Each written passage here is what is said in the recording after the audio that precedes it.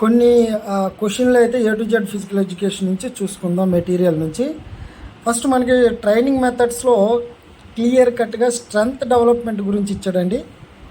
Isometric, ఐసోకైనెటిక్, isotonic. దీనికి మీరు answer అనేది క్వశ్చన్ ఏ విధంగా ఇచ్చారనేటటువంటి విషయం గమనిస్తే మీకు క్లియర్గా ఆన్సర్ ఇందులోనో దొరుకుతుందండి. ఇది ఏ టు జెడ్ ఫిజికల్ ఎడ్యుకేషన్లోని. నెక్స్ట్కి వచ్చేటప్పటికి ట్రాన్సాక్షన్ పీరియడ్ అండి. మనకి 3 రకాల పీరియడ్లు ఉంటాయి: preparatory period, competition period, transaction period అనేది క్లియర్గా చూడండి. లో ట్రైనింగ్ వాల్యూమ్ అనేది దీంట్లో ఇస్తారండి.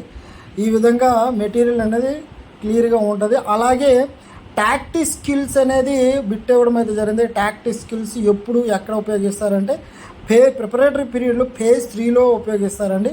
టాక్టిక్స్, స్ట్రాటజిక్ ఇవన్నీ కూడా ఫేజ్ 3లో మనం నేర్పించాలి. అలాగే డైనమిక్ స్ట్రాటజిక్ స్ట్రెచ్చింగు, స్టాటిక్ స్ట్రెచ్చింగ్ అనేటటువంటి బిట్ అయితే స్పోర్ట్స్ ట్రైనింగ్ అయితే క్లియర్గా అయితే ఇవ్వడం అయితే జరిగింది. డైనమిక్ అంటే మోషన్లో కదలికల ద్వారా మనం చేసేటటువంటి స్ట్రెచ్చింగ్ డైనమిక్ స్ట్రెచ్చింగ్ అని అంటాము.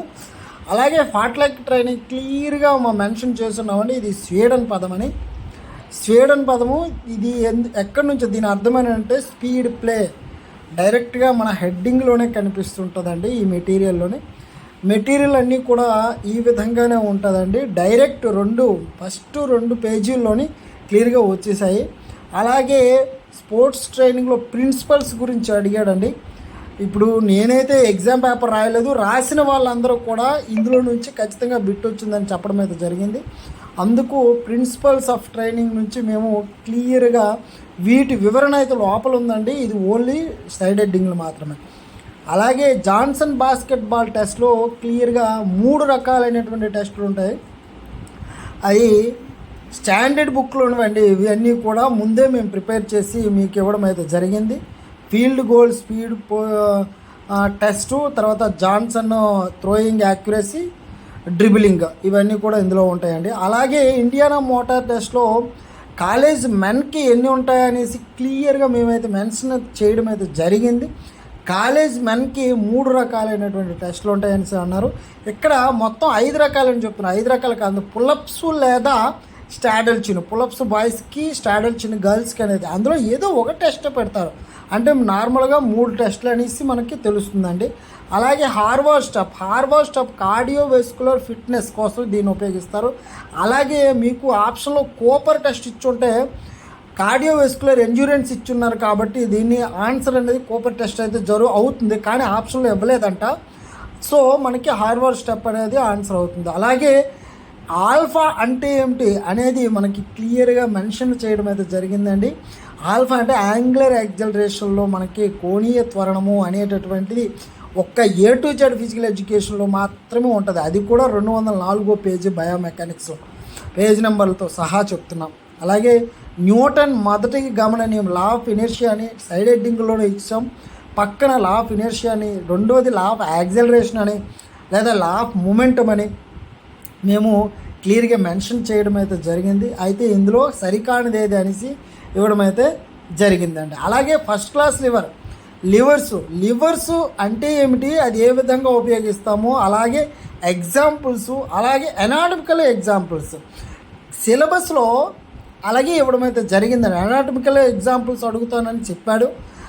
పీడీ పేపర్ అయితే ఖచ్చితంగా ఒక బిట్ అయితే రావడం అయితే జరిగింది. అలాగే ఎగ్జాంపుల్తో సహా ఇవ్వడం అయితే జరిగింది.